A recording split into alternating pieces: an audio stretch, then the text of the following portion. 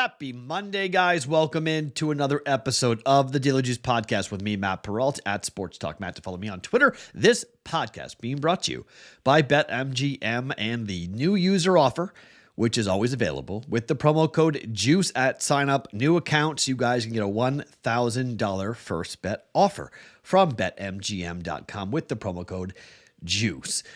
So yesterday, it's been a frustrating cold streak at the moment. We can call it what it is. It's been a cold streak over the last, March was up and down, but this past week has been cold. I had done some good work in game. I had been pretty good in betting some, but I got lost in that Iowa game. I took Iowa in UConn, I had a money line parlay on that. I took 15.5.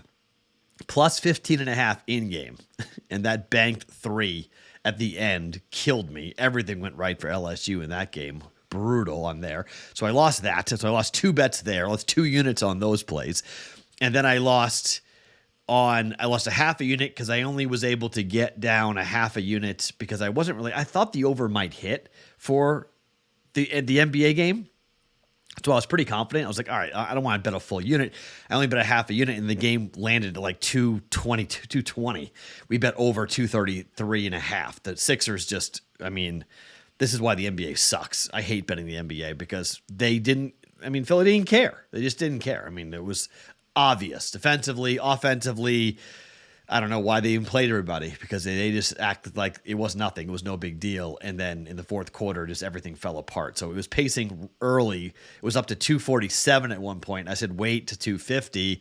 Never got there. And then on the way back down, I got it at under 241.5 for a half a unit. So I got that, but I lost a half a unit there. So I was chasing a little bit yesterday and not good. The NBA player props goes 1-1 on that.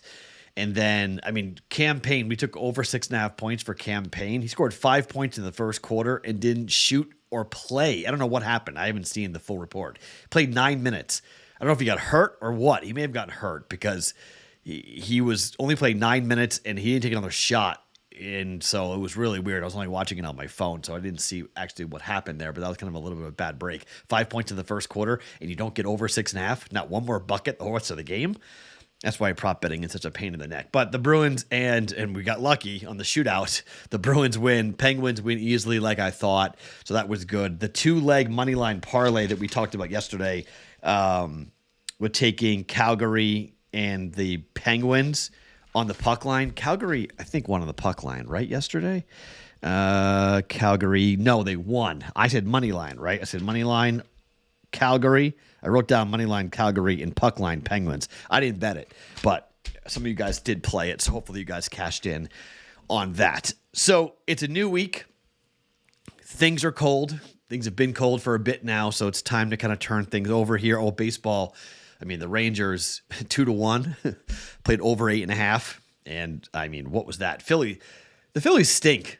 Okay, can we just call this? Someone was in the Discord channel arguing me when on opening day when I said I was going to fade the Phillies, and they were like, the Phillies are going to be this and that. Phillies stink, all right? They're 0-3. Rangers swept them. Phillies are going to be bad. Okay, let's just be frank. If you bet under Phillies for their wins, I think it was 88.5, you're going to be all right, okay? You're going to be okay. I know it's only one series, but just looking at that team without Hoskins and without Harper, they're in deep trouble. They're in big, big trouble. And I know Trey Turner is going to be good for them and whatnot, but that team's going to struggle mightily. But 1-3 for the Marlins, that's not good. They get off kind of a rocky start. So this is where betting on baseball, I want to wait, okay? It's the first time these teams are playing a new team. This is now travel. This is a lot of, the only thing I'm eyeballing that if I were to bet a baseball game, I think betting the over on the Red Sox game is probably a decent play.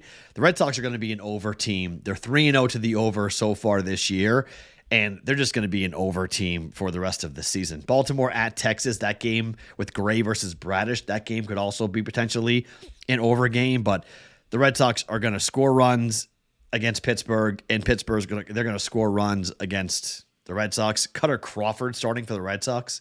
My goodness gracious. First 5 over, game over. I don't mind those bets either, but I'm going to hold off on baseball for today. I've got a play in the national championship game, but again, I'm doing what I've talked about, like I did with Miami, very similar bet. And then I got 2 hockey plays coming down because we're almost through the regular season. It's almost over.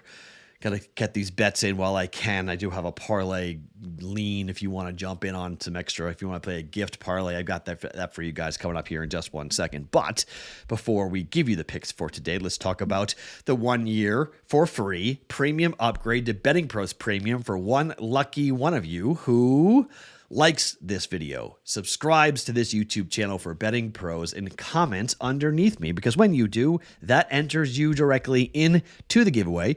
Every month, we pull one lucky name. That name for March should be pulled here today or tomorrow, so stay tuned for that announcement. But you could win a free upgrade to Betting Pros Premium, whether you're looking for exclusive access to top-rated player props and picks or custom analysis of your betting performance. Betting Pros Premium has the tools to help you cash more bets. Don't want to wait for that giveaway at the end of April? Well, sign up today at bettingpros.com/upgrade and start betting smarter, not harder. Okay, let's start with the national championship game here between UConn and San Diego State. The line is 7.5. 7.5 for a national championship game. I mean, this is one of the highest lines ever in a national championship game. I think it's going down back like 20 years. This is a really high line. The public is all in on the over, and they're all in on UConn.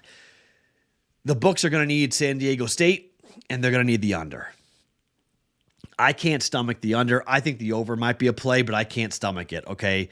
You're just talking about two teams that have the defensive wherewithal to make this into a 55-50 basketball game, and all of us just like blood coming out of our eyes going, what are we watching? This is horrible. UConn is the number 8th rated defensive efficient team in the country. They're 8th best in effective field goal percentage. They're 15th in 3-point percentage defense. They're 11th in 2-point percentage defense.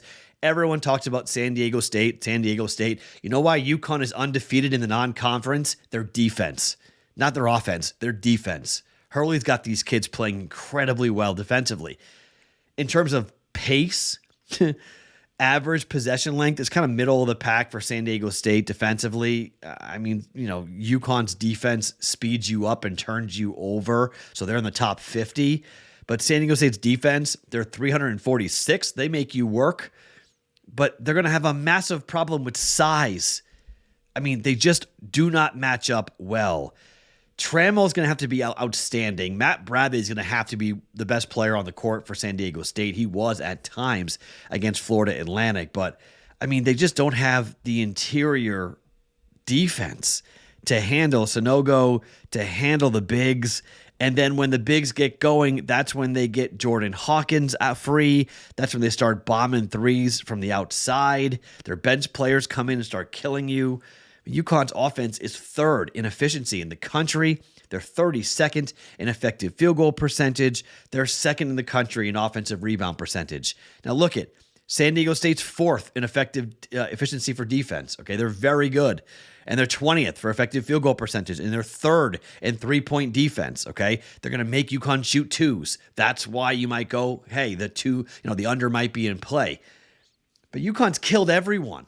Like, sometimes the public's right. Sometimes the public is there. I'm going to take plus 7.5 and try to play off of it because it's too many points to lay. I'm not laying 7.5 points. I don't care. I mean, that's ridiculous. I'm not laying that. But this is going to be a game of runs. It's going to be up and down. And you better believe that if UConn gets out to like a 9-2 start, okay, the second this number gets down somewhere around 6.5 or 5.5, if it ever gets back down there, I'm jumping on UConn and I'm getting out of this bet, okay? I am perfectly comfortable being flat on this game, all right? But I'm going to take San Diego State just because of the plus 7.5, all right? San Diego State has won and covered every game except Florida Atlantic, where they were laying 2.5 points, and they won by 1. They beat Creighton as 2.5-point dogs. They beat Alabama as 7-point dogs. They beat Furman laying 4.5. They beat College of Charleston as 5.5-point favorites. It's well documented what UConn has done. All right. UConn has gone through. You tell me whose path to the championship game has been easier. Iona, St. Mary's, Arkansas, Gonzaga, Miami. Or College of Charleston, Furman, Alabama, Creighton, Florida Atlantic. I give San Diego State a little nod here, but much like yesterday where I got caught up in the Iowa hype, I got caught up in the Caitlin Clark hype, and you saw a huge win for the books because no one bets college basketball for the women's game, really, and people were betting that aggressively around the country, all betting on Iowa. That number steamed, and late money came in on LSU, and that was smart. I wonder if late money is going to come in here on San Diego State, and if the pros are just kind of waiting in the wings and laying down here and saying, okay, the world thinks that UConn's going to kill everyone. They've won by 24, 15, 23, 28, and 13. This is just a contrarian play. Sometimes contrarian plays are stupid. I'm not going to deny it. You want to lay 7.5 points at UConn? Not going to hate on it at all. Just a contrarian play. I'm taking San Diego State plus 7.5. If I got to punt out of it, I will. But I think San Diego State can keep this game close. I think UConn probably wins this game by 3 or 4 points. I think we could be in for a good game. Low scoring game. It's correlated in a lot of ways. If you like UConn, one way to play this, if you like UConn, you can take the over and UConn and same game parlay it together. It's like a plus 140 bet. You can do that. You can actually take plus 7.5 San Diego State and take UConn money line in the over. Both can hit, technically. All three can hit. Saying San Diego State can cover 7.5, UConn can win, and UConn can go, and the game can go over. Because if the game goes over, UConn is winning. Are they covering? Probably. The game goes under, San Diego State's right there with a chance to win the national championship.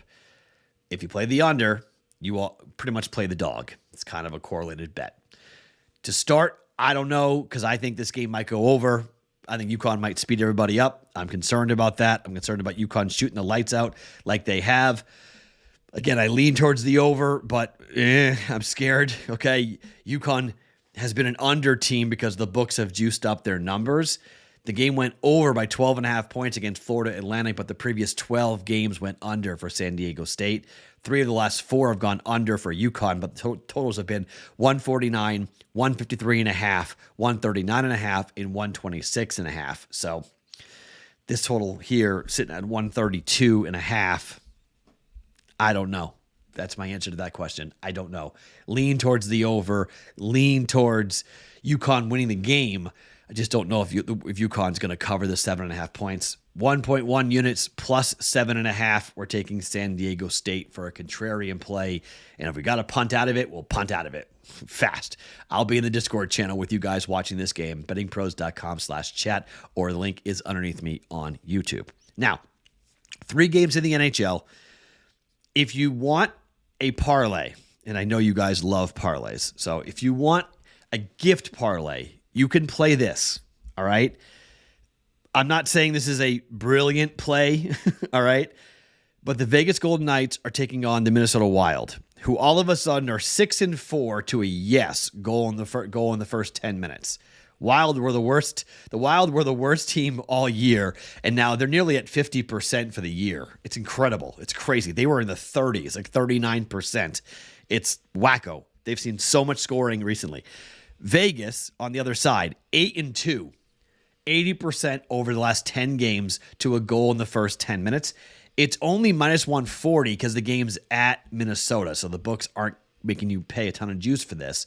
You can play this straight up if you want, not even parlay if you just want to play it as a straight minus 140 bet for a goal, yes, in the first 10 minutes. But if you couple that with the Arizona Coyotes and the Seattle Kraken, that total is 6.5. It's juiced to the over. Arizona, 8-2 to a goal in the first 10 minutes for Arizona. Seattle is 6-4, but since they're playing Arizona, I feel pretty good about a goal being scored. It's minus 160. You want to parlay those together, that's a plus 178 parlay at DraftKings for a gift. Goal in the first 10 minutes for Arizona, Seattle, and Vegas and Minnesota. I don't want to recommend parlays for a while until I heat back up because I got that parlay right yesterday, and it was such a thin margin to get that plus 123. It could have been a really bad day if I didn't hit that.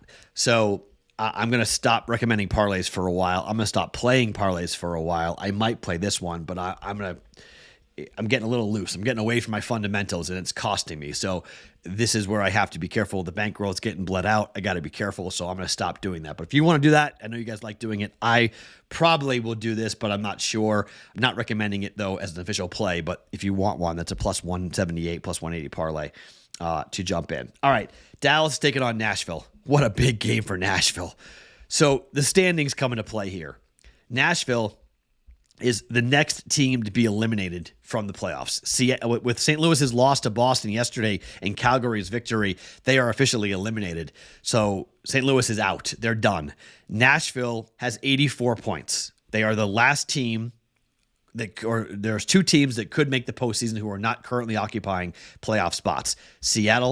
Nashville and Calgary. Winnipeg is 89 points. They're 5 points back. The Preds are, okay? It's a long shot for them to make the postseason, okay? But they're playing Dallas, and Dallas has 96 points. They're third in the Central. Dallas right now would play Colorado in the first round of the playoffs if it started today with these where we are right now. But we're not. Minnesota's taking on the Vegas Golden Knights, like we talked about, okay? That's a big game for Vegas. It's a big game for Minnesota. I don't know what to call that. I mean, I think that's a really tough game to decide. Vegas is 24-7-6 on the road. Minnesota is 24-11-3. I can't figure out the Wild from a total perspective, so I'm not going to get involved with Vegas and Minnesota. I'm just going to watch that game because that's going to be a really good game. Dallas and Nashville. Nashville has to win this game. Dallas knows this. We're getting Saros and Ottinger. We're getting the best goaltenders in the game here. And the numbers aren't phenomenal, okay? 18, 17, and 2 at home to the under, 4, 5, and 1. So 5, 4, and 1 to the over the last 10 for the Dallas Stars at home. Nashville is 17, 19, and 2 to the under. So they're actually an over team on the road for the season, but they're 6 and 4 to the under over their last 10. That's not overwhelming, except when you start to take a look at what's going on right now for the games today and how important it is for Nashville to play tight, for Nashville to play defensive hockey like they did against the Bruins when they beat Boston 2-1. Now, obviously, they were playing, the shooting was taking into account what happened in Nashville. They were playing for something beyond themselves. But when these teams have played, and they've played 3 previous times this season, the under has come in every single time. The under 6 has come in every single time. 4-1, 5-1, 3-2. Stars have won all 3 games. Stars on the puck line may not be a bad bet. Stars on the money line may not be a bad bet. But I'm going to play the under here instead. It's plus 125 on the puck line to lay 1.5 goals. You want to take 1.5 goals. It's minus 145 for Nashville. They're a $2 favorite to win this game at home. Nashville absolutely needs this. I think they'll play hard defensively. Under 6 goals, minus 110, 1.1 units down on Dallas and the Predators. I'm going to lay this. I'm going to take the 6. Push potential. Could be a 4-2 final. Okay. Very possible 4-2 final on this. But I'm going to jump in here and I'm going to take the under. Nashville and Dallas. Dallas at home. Saros needs to stand on his head. Dallas can score. Their offense is coming to life. You're going to need a great defensive performance to get this thing to go under. Let's get a 3-2 final here, one side or the other. Preds are playing for their playoff lives. This is a playoff game for Nashville, so let's hopefully it gets played like it, and hopefully gets called like it too, with not a lot of penalties. Under 6, minus 110, 1.1 units down on that. And finally, Arizona is at Seattle. Did you know Arizona has not played Seattle yet this season? They're playing them 3 times the rest of the way. That's a really strange scheduling quirk that in some ways is a major mistake. I mean, I don't know if it was because of the arena or what the deal is, but if you're a Seattle Kraken fan, you're actually really excited about this because you've got 3 games that you think you're going to walk to a win. You should walk to a win given what Arizona has been playing like. At home, they've been a little feisty, but on the road, I mean, they're just an absolute joke. I mean, this should be... I was stunned at this. Seattle on the puck line's minus 120 at DraftKings right now. This is too good to pass up. I mean, Arizona's eliminated. Seattle right now has 90 points. They have not clinched a playoff spot as of yet. They're playing to make sure they keep that number one wildcard spot. They're 1 point up on the Jets. They're 3 points up on the Flames. It's possible for Seattle to miss the postseason. They have got to go and play their tails off here, no matter who they're facing. And they're at home against the Coyotes, who are done. And I mean done. 7-23-9 on the year on the road for the Coyotes. And what they have done over their last 6 games is pretty much wave the white flag. 7-2 loss last game, 5-2 loss game before that, 5-4 loss game before that, 4-3 loss game before that. Those games are at home, by the way. On the road, 3-1 loss to Colorado, 4-3 loss to Edmonton, 2-1 loss to Winnipeg, okay? Last 2 games at home, 7-2 loss, 5-2 loss. And here comes Seattle at home. They play Monday and Thursday at Seattle. They stay in Seattle, which is really, really weird from a scheduling standpoint. They play Seattle. There's 5 games left for the Coyotes. They play Seattle in 3 of them. I mean, get ready to get used to those guys. I mean, expect fights, expect all sorts of wonky things to happen in that matchup. It just doesn't make any sense. But for Seattle, it's enormous as they're trying to secure this playoff spot. They play Arizona, then at Vancouver, then Arizona, then Chicago, then at Arizona. I mean, they play Arizona 3 of the next 5 games. So I just have absolutely no idea. And then they play Vegas, by the way, at Vegas and home for Vegas. Scheduling, I mean, I'll talk more about this later on my other show, but the scheduling is really weird for Seattle. I don't know what's going on, but it's really, really wonky. Puck line's -120. The books are saying this might be a 1-goal differential. I don't think so. I think Seattle's going to come up and sort of, they'll walk to a win.